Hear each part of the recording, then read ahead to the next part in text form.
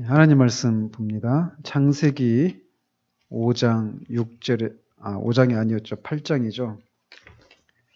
이걸 축구를 안 바꿔놨네요. 창세기 8장 6절에서 12절까지 한 절씩 교독하고 마지막 절은 같이 읽겠습니다. 40일을 지나서 노아가 그 방주에 낸 창문을 열고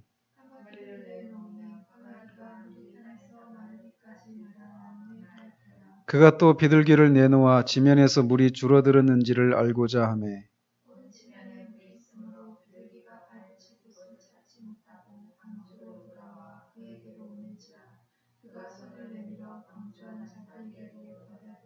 또 7일을 기다려 다시 비둘기를 방주에서 내놓음에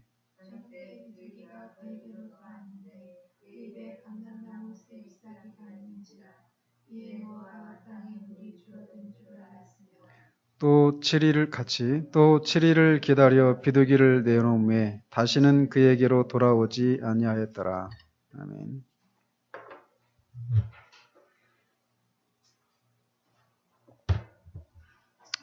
우린 지난주에 보혜사 성령이 임하시면 도덕적인 부패를 일수하신다 이런 제목으로 이 홍수 이후에 까마귀와 이 비둘기를 노아가 내놓았는데 까마귀와 비둘기를 이렇게 서로 비교하고 있죠. 그래서 까마귀는 부패한 세상, 심판받는 세상 이거를 상징하고 비둘기는 그 썩은 고기와 같은 그 부패한 것에 발을 붙일 곳이 없는 그 비둘기 그 특징을 가지고 성령님께서는 이 부패한 곳에 죄가 있는 곳에 임할 수가 없다. 이런 내용들을 앞에서 우리가 살펴봤습니다. 이어서 심판이 다가오고 있다. 그 부분부터 살펴보도록 합니다. 이 세상은 우리를 하나님께 인도하는 은혜에 대해 적대적 태도를 취합니다. 우리는 세상과 정반대의 방향으로 가고 있습니다. 그 첫 번째 문장에서 우리가 우리를 하나님께 인도하는 은혜에 대해서 적대적인 태도를 취한다. 세상이. 은혜는 우리에게 죄인들에게 은혜라고 하는 것은 낯선 것입니다. 우리는 이제 늘 은혜라고 하는 단어를 늘 쓰고 은혜를 받기를 소망한다 이런 얘기를 많이 하니까 그냥 우리에게 이런 단어가 그냥 익숙하게 들려올지 모르지만 우리 모든 인간은 태어나면서부터 율법주의자로 태어나요. 그래서 무엇인가를 하는 것에 대한 대가로서 무엇을 받는 것 이것이 우리 안에 뿌리 깊이 존재하고 있단 말이죠. 아담이 타락한 이후로 바로 그 무화과나무 잎으로 치마를 만들어서 자기의 부끄러운 부분을 가리려고 했던 것처럼 하나님 앞에서 자신의 부끄러운 모습들을 발견했을 때 무화과나무 잎으로 자신의 부끄러운 것을 가리려고 했던 이 노력과 같이 우리가 모든 인간은 하나님 앞에 서기 위해서는 내가 하나님 앞에 설 수 있는 그 무엇이 있어야 된다. 그런 자격이 있어야 된다. 이런 생각들을 갖고 있어요. 이런 생각들이 그 구원받기 전에 인간만 갖고 있는 것이 아니라 구원받은 이후에도 우리는 옛 습성이 우리가 안에 남아 있어서 우리가 하나님 앞에 무엇인가 죄를 짓고 하나님이 원하시는 대로 삶을 살지 못했을 때 처음 우리 안에 드는 생각은 내가 이런 상태로 하나님 앞에 나갈 수 있는 면목이 없다.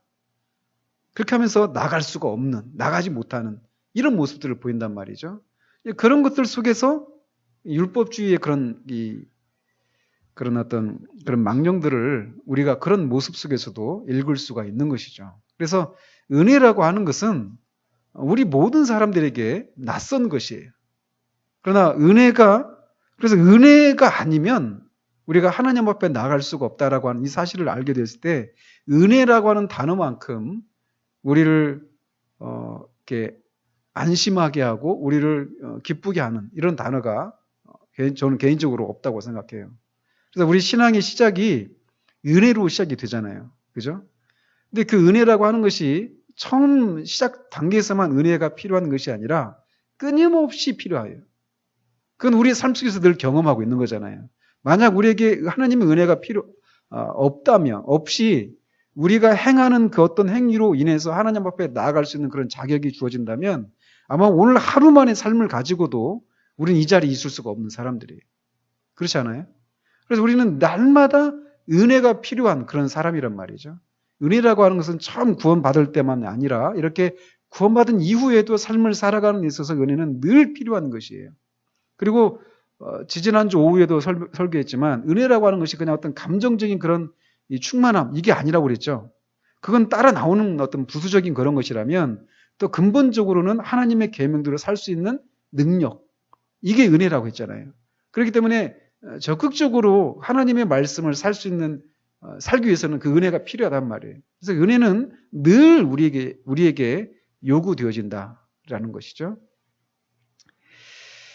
아무튼 세상은 은혜에 대해서 적대적인 태도를 취합니다. 결국 왜 적대적이냐면 은혜로만 하나님 앞에 나아갈 수 있다. 이 얘기는 자신의 어떤 행위로도 하나님 앞에 나아갈 수 있는 자격을 줄 수가 없다. 즉 우리들의 그 모든 행위가 아무것도 아니다. 이걸 말하는 거거든요. 그래서 도덕적으로 남들보다 더 도덕적이고 반듯한 삶을 살아가는 사람들의 입장에서는 더더군다나 이 은혜가 이게 자기한테 쉽게 감사한 그런 단어로 다가오기가 쉽지 않겠죠. 왜냐하면 그렇게 도덕적으로 완전히 망가진 사람하고 나하고 어떻게 똑같다고 할 수 있냐 이런 거잖아요. 그런 면에서 바리새인들이 그 예수님을 적대했던 이유 중에 하나도 바로 그런 거였어요. 그들이 자신이 행했던 그 모든 삶에 대해서 굉장한 자부심을 갖고 있었단 말이죠. 나는 이 세례와 같지 않고 일에 2번씩 금식하고 근처에 11조까지 모든 것을 하고 있다.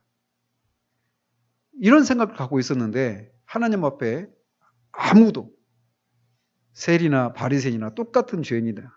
이런 얘기를 들었을 때 그게 인정하기가 쉽지가 않았던 것이죠. 그래서 은혜에 대해서 적대적인 태도를 취한다라는 것입니다. 그런데 우리는 이런 세상과 정반대의 방향으로 가고 있습니다. 당신은 이 문제에 대해 생각해 보았습니까? 아니면 당신을 즐겁게 해주는 것을 쫓아다니느라고 바쁩니까? 당신은 이런 모든 문제에 대해 생각해 보았습니까? 당신과 나는 장차 하나님의 심판대 앞에 서야 합니다. 당신과 나는 눈이 불꽃 같고 입에서는 좌우의 날선검이 나오는 분 앞에 서야 합니다. 우리는 자신의 몸으로 행한 일들에 대해서 그분께 해명해야 합니다. 우리는 웨슬레가 Great Assize, 최후의 심판이라고 부르는 것에 직면하여 이 땅에서 몸으로 행한 것들에 대해 심판을 받아야 합니다. 이 심판은 죄인들을 심판하는 백보자 심판이 아닙니다. 백보자는 이제 그 심판의 그 보자가 흰색의 그 보자라고 해서 백보자라고 하는 거예요. 이것은 이 Great Assize, 최후의 심판이라고 하는 것은 그리스도인들을 심판하는 또 다른 심판이다. 물론 여기에 이제 여기에 견해를 또 달리하는 사람도 있어요. 그러나 이제 이 토저의 그런 견해는 이런 견해예요. 그래서 이 심판의 자리에서 우리는 그리스도인들만을 대상으로 하는 심판입니다. 그러니까 여기서는 이제 어떤 상급의 여부죠. 그죠?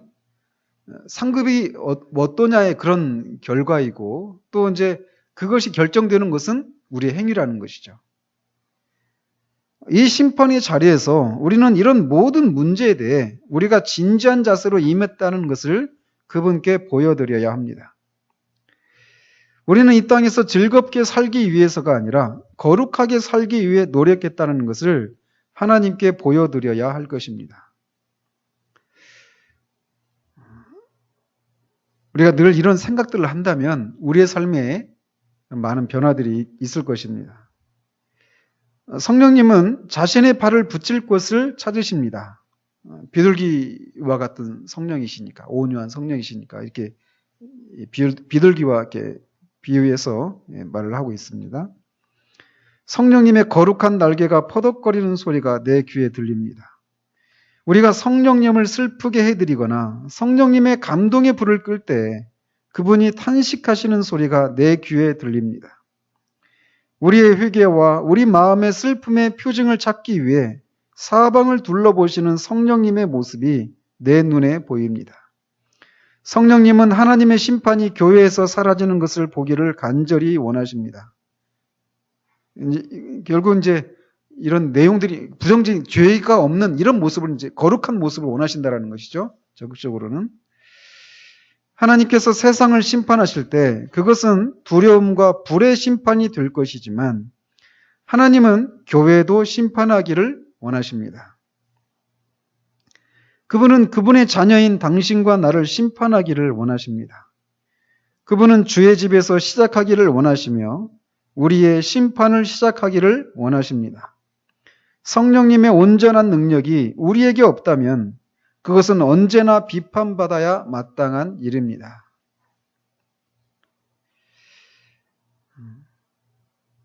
왜 이 일이 비난받아야 마땅한 일일까요? 성령님의 온전한 능력이 우리에게 없는 이런 삶을 살아가는 것은 결국은 지금 다루고 있는 것처럼 이것이 없으면 죄를 이길 수 없고 세상도 이길 수 없고 우리가 거룩함을 이루어갈 수도 없단 말이죠. 그렇기 때문에 이것이 없는 것이 우리에게는 비난받아 마땅한 그런 일이라는 것이죠. 그러니까 이거는 선택사항이 아니다라는 것이죠. 이런 것이. 하나님께서는 자신의 백성이 지은 죄들을 기뻐하시지 않습니다. 이런 죄들 중 몇 가지 예를 들어보면 행위와 습관의 죄들이 있습니다. 우리의 행위와 습관적으로 짓는 그런 습관의 죄들, 어떤 그 잘못된 습관들이 있죠. 그 습관들이 잘못된 죄, 그게 죄인 습관이 있단 말이죠. 그런 습관들은 버려야 되는데, 이제 그 버리지 않는 이런 것을 말하고 있는 거예요. 또, 이기심의 죄들이 있는데, 예를 들면, 세상 사람들은 굶주리는데, 당신은 불을 즐기며 수백만의 사람들이 죽는데, 당신은 왕처럼 삽니다. 그리고 이런 것도 성령께서 기뻐하시지 않는 죄라는 것이죠. 그런 것이죠. 그리고 정욕 같은 마음의 죄들이 있습니다. 당신은 그리스도인이거나 또는 적어도 좋은 교회의 교인이면서도 마음에 정욕을 품고 살 수 있습니다. 당신은 좋은 교회에 속해 있으면서도 마음의 원한을 품을 수도 있습니다. 당신이 목회자, 장로, 집사 또는 그들이 교회로 데려온 사람들을 찾아간다 해도 그들은 당신의 마음속을 들여다볼 수 없기 때문에 당신의 마음속에 정욕이 도사하고 있는지 어떤지 알 수 없습니다. 우리 모두는 교회에서 밝게 미소 짓는데 아주 능숙합니다. 우리는 남들에게 경건하게 보여야 할 상황에 처하면 재빨리 경건의 모습을 갖춥니다. 참 고통스러운 지적이죠. 그러나 이게 우리들의 모습입니다. 교회 어떤 부서에 가입하려고 할 때 우리는 경건한 미소를 지으며 관계자들을 찾아갑니다. 그러면 그들은 우리를 가리켜 경건한 교인이라고 칭찬하지만 우리의 마음속에는 정욕이 가득합니다. 하나님은 이런 우리를 미워하십니다. 이런 우리에게 비둘기 같은 성령님은 임하시지 않습니다. 우리는 교회에서 여자 성도의 마음속을 들여다볼 수 없습니다. 그러나 그 성도는 맞은편에 사는 다른 여자가 큰 차나 비싼 모피 코트를 가진 것을 시기하는 마음으로 가득 차 있습니다. 어떤 교회들에서는 장로들과 집사들이 여러 해 동안 동일한 위원회에서 일하지만 그들 마음속에는 고백하지 않은 원한이 도사리고 있습니다. 마음속의 원한은 가는 만큼 악한 것입니다. 여자 성도의 마음속에 도사리고 있는 시기심은 세상을 사랑하는 마음만큼 악한 것입니다. 세상 사람들은 악을 행하는데 능숙합니다. 그러나 그런 사람들을 볼 때 나는 경건하다는 신자들이 마음속에 원한과 시기를 가득 품고 있는 것은 세상 사람들이 능숙하게 악을 행하는 것만큼 나쁜 것이 아닌가라는 의문을 품지 않을 수 없습니다. 간단하게 지금 얘기를 들었지만 이 시기심 또는 누군가를 향해서 이렇게 마음에 원한을 품고 있는 것들, 이런 것들이 우리에게는 어쩌면 우리에게 이런 것들이 그냥 너무나 자연스럽게 우리 안에 이렇게 형성되어 있어서 이런 것들을 품고도 우리가 하나님과의 그런 관계들을 누릴 수 있다라고 생각할지 모르지만 성령님은 이런 것을 싫어하신다라는 거예요. 그래서 성령께서 우리 안에 이런 것들을 이렇게 지적하실 때 우리는 막 자지러질 것 같이 고통스러운 그런 시간을 지날 수도 있습니다. 그러니까 누군가를 원망하는 마음을 품고 있는데, 원한을 품고 있는데, 이게 그냥 아이고 원한을 품지 말아야지 해서 이렇게 그냥 쑥 없어지는 그런 거가 아니란 거예요. 대부분 이 원한을 품게 되는 그런 과정 속에는 상당히 합리적이고 아주 근거가 있는, 아주 논리적으로 그렇게 원한을 품을 수밖에 없는 그런 이유들이 분명히 있어요. 근데 이후 여하를 막론하고 성령님은 우리 안에 이런 원한을 품는 것을 기뻐하시지 않는다라는 거예요. 이 시기심도 마찬가지예요. 이거 시기심, 여자 성도의 문제만 가지고 시기심을 다뤘지만 남자들은 이런 시기심이 없나요? 다 있습니다. 목회자들에게는 이런 시기심이 없을까요? 다 있습니다. 그래서 이 시기심이 우리 안에 작용하면 어떤 식으로 나타나냐면 자기 연민에 빠지기가 쉽습니다. 그러니까 특히 나는 그래도 어떤 사람보다도 더 하나님 앞에서 경건하게 살려고 하고 더 많은 것들을 희생했고 더 많은 그런 수고를 하고 있는데 그렇지 않은 사람들이 하나님으로부터 이런저런 그런 많은 어떤 그 현세의 그런 복을 누리는 이런 모습을 볼 때 마음에서 그들이 누리는 것을 우리가 마음으로 기뻐해 주기보다 마음 한켠에 왠지 우리 자신이 처량해 보이고 우울하고 이런 마음이 일어날 때가 있단 말이에요. 이런 거 없어요? 있습니다.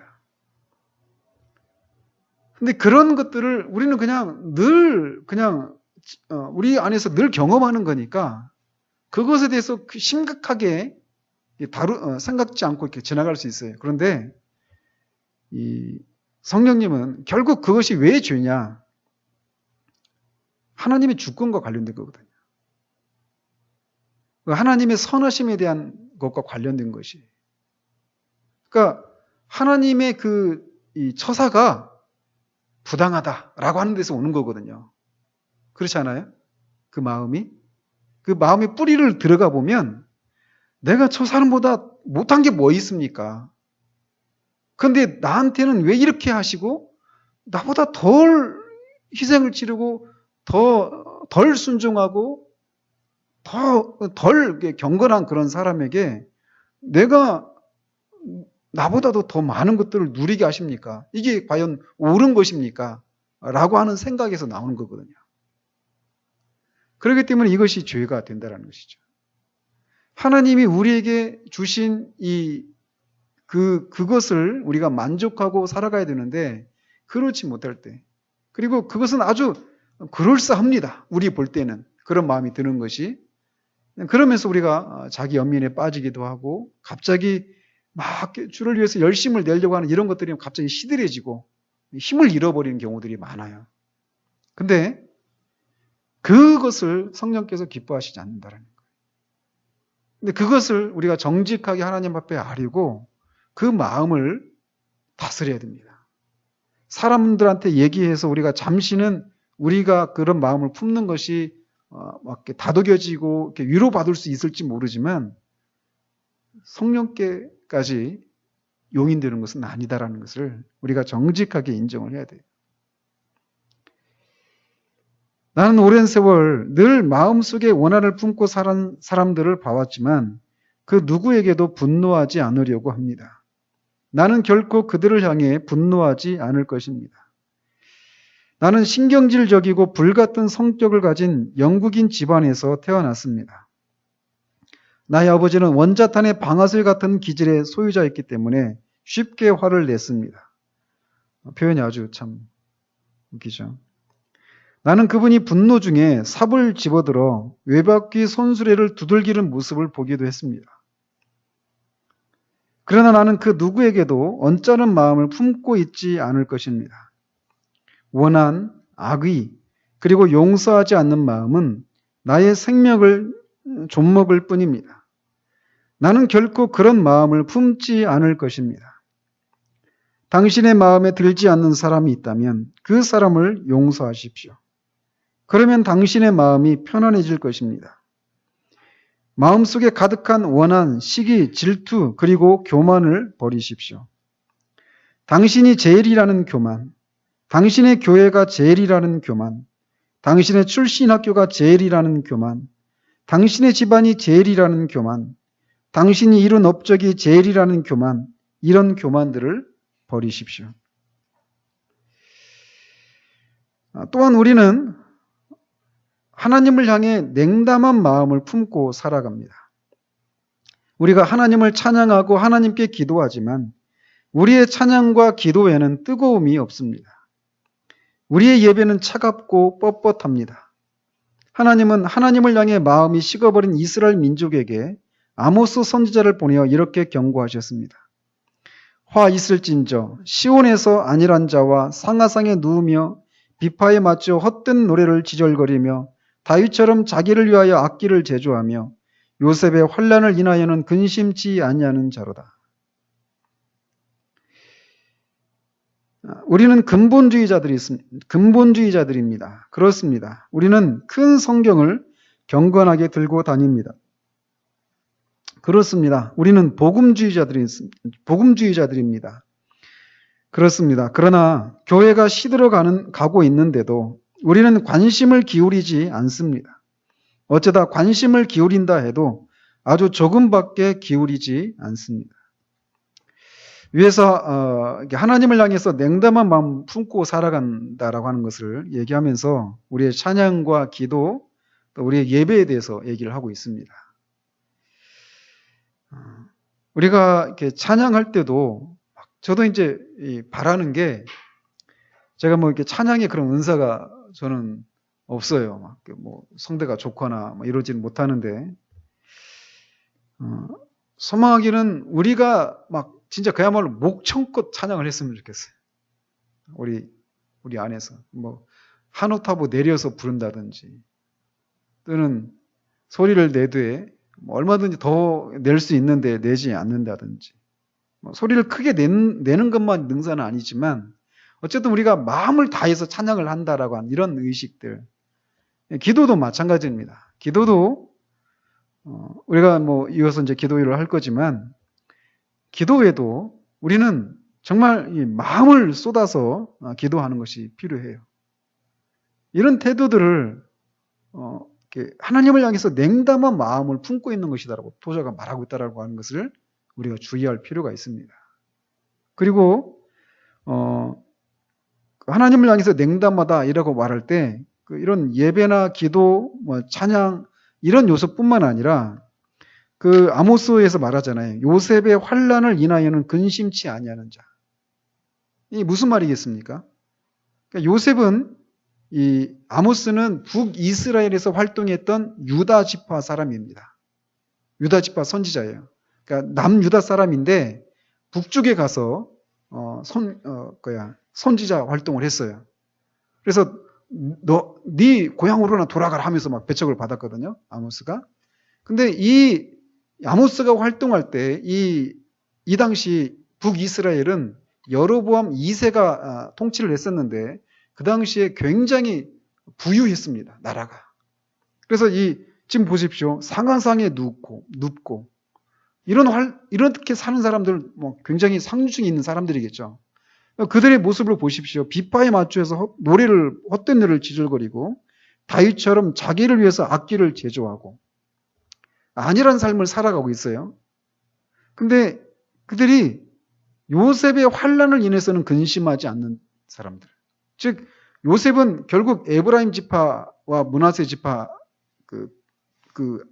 아버지잖아요. 에브라임과 므낫세. 그러니까 결국은 요셉은 결국 이스라엘 전체를 가리키는 거죠. 일종의 제휴법이거든요.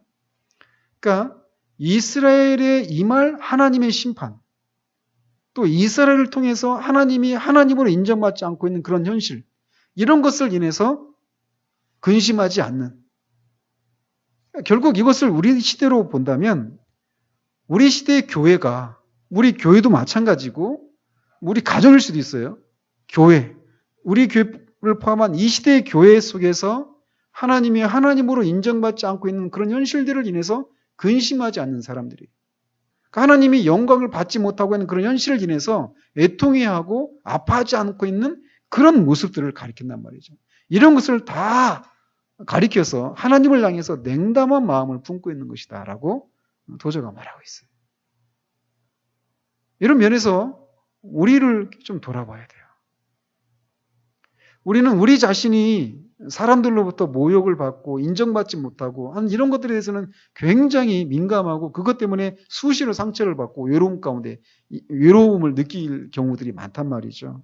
그러나 그에 비해서 하나님의 이름이 망령도 일컬어지고 하나님이 하나님으로 인정되지 않고 있는 그런 현실을 인해서 우리는 얼마나 아파하고 있는가. 그런 현실을 보면서 우리는 냉담한 그런 마음의 태도를 갖고 있지는 않은가. 이거를 돌아봐야 됩니다. 근데 그런 것을 성령께서 그런 마음의 상태 가운데 비둘기와 같은 성령께서 발붙일 곳이 없다라는 거예요. 또 구원받지 못한 자들에 대해서 관심을 기울이지 않는 것에 대해서 얘기를 합니다. 이런 것들 때문에 성령께서 임하시지 않는다라는 것이죠. 저 밖에는 불쌍한 병든 세상이 있습니다. 나로 말할 것 같으면 세상 사람들이 멸망하는데 나 혼자 행복해지고 싶은 생각은 추호도 없습니다. 어느 누구도 세상을 충분히 사랑한다고 말할 수 있는 사람은 없습니다. 세상을 위해 목숨도 내놓을 만큼 세상을 사랑하셨던 예수님만 실제로 세상을 위해 죽으셨습니다. 이스라엘 민족을 위해 죽음도 불사할 정도로 그들을 사랑했던 바울은 그들을 구원할 수 있다면 자신은 저주를 받아도 좋다고 말했습니다. 그러나 오늘날 우리에게는 이런 사랑이 없는 것 같습니다. 오늘날의 기독교는 영적인 성격보다는 사교적인 성격이 강합니다. 교회는 기본적으로 영적인 집단이면서 거기에 사교적인 성격을 어느 정도 가미해야 하는데 현재 대부분의 교회는 그와 정반대입니다. 사교가 중심이고 영적인 성격이 더 작다라는 거죠. 교회의 중심은 언제나 그리스도와 성령님이셔야 합니다. 교회의 중심은 언제나 하나님과 천국과 의여야 합니다. 과거에 주님을 사랑하는 사람들은 서로 간의 대화를 나눌 때 영적인 것들에 대해 이야기했습니다. 나는 하나님 이외 다른 것에 대해서는 말하지 않는 사람들을 만나보았습니다. 그들 중 한 사람은 로버트 제프리라고 하는 이름을 가진 캐나다 사람이었습니다. 그의 가족은 토론토 글로브 앤 메일이라고 하는 신문을 발간하는 사람들이었습니다. 제프리는 그리스도인이 되었지만 그가 그리스도인이 되는 것을 반대한 가족과의 불화 때문에 해외 선교사로 나갔습니다. 이 선하고 경건한 하나님의 사람은 선교지에서 여러 해 동안 잃어버린 영혼들을 찾아서 주님께 돌아오게 만들었습니다. 언제나 지도를 보면서 그는 소위 잘 나간다는 사람들이 전혀 찾지 않는 오지로 들어갔습니다. 그는 당뇨에 시달렸고 그에게 맞는 식생활을 유지하는 데 어려움을 겪었습니다. 그러나 그는 그의 일을 멈추지 않았고 그가 구할 수 있는 음식이라면 무엇이든지 먹어야 하는 상황에 놓여 있었습니다. 그는 세상의 가난하고 비참한 민족들과 함께 생활하면서 내 백성을 보내라 라는 하나님의 말씀을 전했습니다. 이 로버트 제프리는 일상적인 일들에 대한 대화에는 아무 관심이 없는 정도에까지 이르렀습니다. 만일 당신이 그를 만나 그에게 일상적인 일들에 대해 이야기를 꺼낸다면 그는 고개를 숙이며 간단히 대답한 다음 하나님과 선교에 대해 이야기를 시작할 것입니다. 사실 나는 제프리처럼 오직 하나님의 일들에만 관심이 있기 때문에 다른 일들에 대해서는 전혀 무관심한 사람들을 만나보았습니다. 내 형제 자매들이여, 하나님은 이런 사람들을 사랑하십니다. 하나님은 그들을 찾아와 충만케 하고 그들의 모든 것을 책임져 주기를 기뻐하십니다. 이제 하나님은 올바른 삶을 살기를 갈망하는 사람을 찾으십니다. 하나님은 하나님의 진노가 말라버린 곳, 더 이상 심판과 죽음이 없는 곳, 침니와 오물이 깨끗이 씻겨 나간 곳, 그러니까 비둘기가 앉을 수 있었던 데가 이런 거잖아요. 그죠? 그런 것처럼 성령님이 능력 가운데 임하실 수 있는 곳을 찾으십니다. 그분은 우선 우리에게서 이런 것을 찾기를 원하십니다. 또한 그분은 우리 모두를 위해 이런 것을 찾으려고 원하십니다. 이제 나는 내가 실제 체험한 일을 이야기해 주고 싶습니다. 언젠가 나는 기차로 여행을 하고 있었는데 내가 아는 어떤 사람이 기차에 오르더니 내 옆에 앉았습니다. 매우 낙심하고 여린 표정의 그는 내게 이렇게 말했습니다.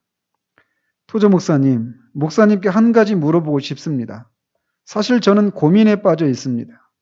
제가 왜 이렇게 되었는지를 얘기하겠습니다. 몇 년 전 인도에 있는 저희 선교회에서는 이상한 일이 일어났습니다. 그 전까지 저희 선교회는 은혜 가운데 모든 일이 잘 돌아갔습니다. 그러던 중 선교사들과 원주민 그리스도인들이 모여 부흥회를 열었습니다. 저희는 모두 둥글게 둘러앉아 있었고 강사로 초빙받은 장로교 선교사가 저희에게 설교를 했습니다. 그는 얼마 동안 설교를 한 후 자리에 앉았습니다. 그런데 토저 목사님, 제가 이해할 수도 없고 묘사하기도 힘든 일이 그때 일어났습니다. 설교자가 자리에 앉았을 때 사랑과 빛의 파도 같은 것이 갑자기 그곳에 모인 사람들을 덮었으며 저희는 완전히 무너졌습니다. 사랑과 빛이라고 하는 표현도 좀 유념할 필요가 있습니다. 어떤 한 선교사가 다른 선교사에게 달려가 나를 용서하십시오, 나를 용서하십시오 라고 말했으며 또 다른 어떤 선교사도 다른 선교사에게 달려갔습니다. 그들은 서로 부둥켜 안고 울었습니다. 이런 일이 있은 후에 저희 가정도 완전히 변했습니다. 물론 그전에도 아내와 저는 금실 좋은 부부로서 정상적인 그리스도인의 가정을 꾸려가고 있었습니다. 하지만 그 사건 이후 저희 가정은 천국처럼 변했습니다. 얼마나 놀랐을까요? 실제로 이제 그 평양 대붕 그때도 읽어보면 성령께서 이제 성령께서 부어져 주셨을 때 교회에 사람들에게 일어난 많은 일 중에 하나가 이런 거예요. 서로에게 원한을 품고 있었던 그런 마음들을 이렇게 얘기하고 그걸 막 용서를 구하는. 그러면서 서로 막 놀라는 거죠. 나한테 내가 얼마나 그 상대방에 그렇게 잘해주려고 하고 막 사랑하려고 애를 썼는데 어떻게 당신이 나한테 그런 마음을 품고 있을 수 있었느냐. 이런 식으로 이렇게 마음을 다치게 되는 경우도 막 있어요. 근데 이렇게 성령께서 임하셨을 때 서로 안에서 있는 그런 이 미움, 또는 시기, 뭐 이런 것들을 들춰내시고 그것을 고백하지 않을 수 없는 그런 일이 이제 생겨나는 것이죠. 어쨌든 이제 그러고 나서 이제 하지만 그것까지는 좋은데 다른 문제가 생겼습니다. 그때 이후 저는 매우 여린 성격으로 변해서 툭하면 눈물을 흘리는 사람이 되었습니다. 설교단에서 설교하기 위해 일어나면 금방이라도 울음을 터뜨릴 것 같습니다. 전에는 그렇지 않았습니다. 그때 인도에서 성령님이 갑자기 임하신 후 저는 아주 쉽게 눈물을 흘립니다. 인도에서 미국으로 배를 타고 오는 중에도 이런 일이 있었습니다. 어느 날 아침 저는 사람들의 부탁을 받고 선상 예배를 인도하게 되었습니다. 그들은 제게 몇몇 공산주의자들이 예배에 참석하게 될 것이라고 말해 주었습니다. 예배가 시작되었고 저는 성경 본문을 읽었습니다. 그러나 인도에서 있었던 영광스러운 일이 다시 생각나서 저는 울기 시작했고 결국 설교를 완전히 마칠 수 없었습니다. 예배에 참석한 공산주의자들이 형제님이 우는 것을 보고 어떤 반응을 보였습니까? 그들이 조롱했습니까? 아닙니다. 결코 아닙니다. 그들은 매우 경건한 태도를 보였습니다. 물론 지금 제가 공산주의를 좋다고 말하는 것은 아닙니다. 다만 적어도 그때 그 경우에는 성령님이 그들의 입을 막아주신 것이 분명합니다. 형제님, 지금 형제님은 내게 어떻게 하면 여린 마음을 극복할 수 있는지에 대해 조언을 구하지만 나는 형제님에게 여린 마음을 극복할 필요가 없다고 말해주고 싶습니다. 지금 이 세상에는 눈물이 말라버린 설교자들이 너무 많습니다. 눈물 한 방울 흘리지 않는 사람들이 너무 많습니다. 하나님이 주시는 눈물이 계속 흐르도록 할 수 있다면 그렇게 하십시오. 여린 마음을 버릴 필요가 없습니다. 형제님의 보석 같은 눈물을 포기해서는 안 됩니다. 당신은 이 선교사가 어떻게 그런 상태까지 이르게 되었는지 이제 이해하겠습니까? 그들에게 성령님이 임하셨던 것입니다. 성령님이 비둘기같이 찾아오셨던 것입니다. 그들은 서로 화해했습니다. 그들은 정결케 되었고 그들의 마음에서 거리끼는 것들을 제거했고 죄를 버렸습니다. 선교사들이 그들의 죄를 버리는 일이 일어났던 것입니다. 보십시오. 선교사들이에요. 전능하신 하나님이 기뻐하시지 않는 것들이 사라졌을 때 성령님이 임하셨던 것입니다. 이 마지막 부분에서 우리는 약간 좀 의문이 생기죠. 그렇잖아요? 하나님이 기뻐하시지 않는 것들이 사라졌을 때 성령님이 임하셨다. 이렇게 되어 있잖아요. 근데 이제 성령님이 임하시고 나니까 그들 안에 숨겨져 있던 그런 죄들을 이렇게 토설하고 진정한 화해가 이루어지고 죄를 버리는 일들이 일어났잖아요. 그죠? 그러니까 이게 저는 교육주의자예요. 그래서 그러면 죄를 이렇게 버리지 않으면 성령님이 임하시지 않는다. 그잖아요. 그죠? 잘 생각해 보십시오. 그렇다면 어떻게 될까요? 우리 이 두 문제를 어떻게 할 수 있을까요? 조화를 이룰 수 있을까요? 성령님이 임하시니까 죄를 버리고 화해를 이루는 일들이 일어나잖아요. 그죠? 그렇게 지금 말하고 있잖아요, 앞에서. 근데 지금 계속 해온 얘기는 성령님이 임하시기 위해서는 어때요? 죄를 버려야 된다고 그러잖아요. 죄가 있는 곳에 성령이 임하실 수가 없잖아요.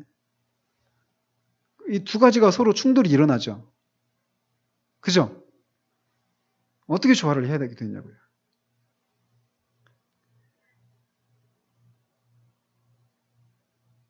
만약에 어느 한 가지만을 얘기한다면, 만약에 죄를 제거해야만 성령님이 임하신다.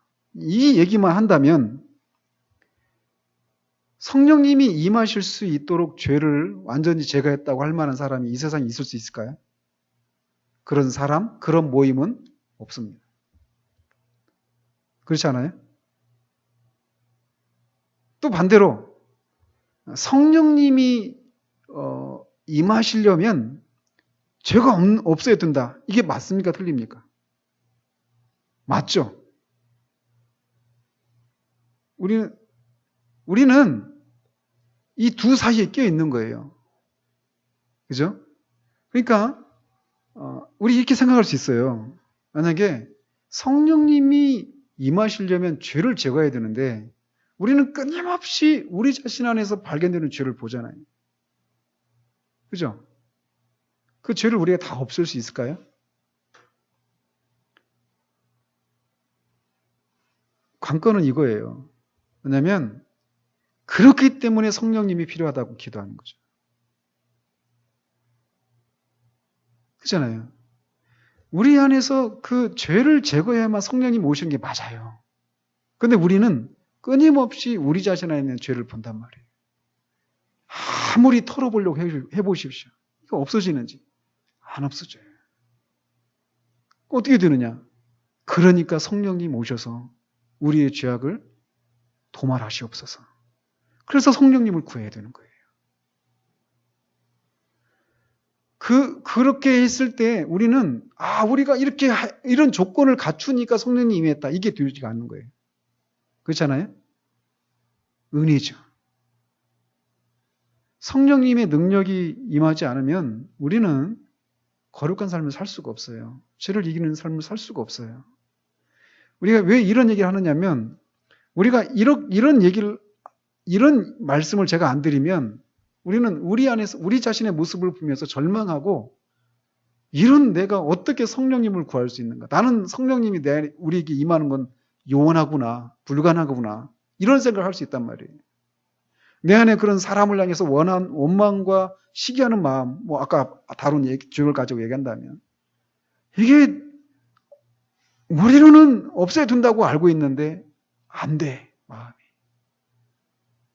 그럼 나는 평생 성령님 임하는, 성령 충만을 못 받는 거잖아요. 못 받아요. 그러니까 구하는 거예요. 내가 할 수 없는 이 죄. 이 실패 때문에 성령님을 구하는 거예요. 제가 그래서 박영돈 교수님이라고 하는 분이 실패한 자들에게 주시는 실패하는 자들에게 주는 선물인 성령의 충만함, 이런 책이 있거든요. 저는 제목만 읽고도 은혜가 돼요.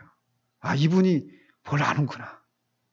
하나님 앞에서 제대로 산 사람들에게 주는 어떤 상급이 아니라 실패한 자들에게 주시는 선물이라는 거예요. 성령 충만함이. 저희 그래서 이 마지막 부분만, 이 한 구절만 가지고 다뤄본다면 우리는 절망할 수밖에 없어요. 그잖아요. 전능하신 하나님이 기뻐하시지 않는 것들이 사라졌을 때 성령님이 임하셨다. 이렇게 말하면 우리는 성령님이 임하는 것을 우리의 생각 가운데 못 봐요. 그렇잖아요. 그러므로 우리 안에서 이런 죄들을 우리가 본다면, 그리고 우리는 그것을 성령께서 기뻐하시지 않는다라는 것을 정직하게 인정을 하고 그렇게 하지 않으려고 우리는 노력을 해야 됩니다. 그러나 우리는 결국 어느 지점으로 가느냐? 아무리 해도 나는 할 수가 없습니다. 성령님이 도와주시지 않으면, 성령님이 제 마음을 바꾸셔서 사랑의 영으로 충만케 해주시는 일이 아니면 나는 내가 미워하는 그 누구를 난 도무지 용서할 수가 없는 사람입니다. 성령님 도우시옵소서. 그 기도가 필요한 것이죠. 그래서 성령의 충만함을 구하는 거예요. 그래서 이 말씀 붙이는 것은 우리가 이런 얘기를 해나가면서 아까 말씀드린 것처럼 그냥 오히려 이 성령 충만함을 구하지 못하게 되는 일이 일어날까봐 이런 말씀을 제가 덧붙이는 겁니다. 성령 충만함은 성공한 자들에게 주는 상급이 아니라, 보상이 아니라 실패한 자들에게 주시는 하나님의 선물입니다. 그러므로 우리가 구할 수 있는 거예요. 기도하도록 하겠습니다.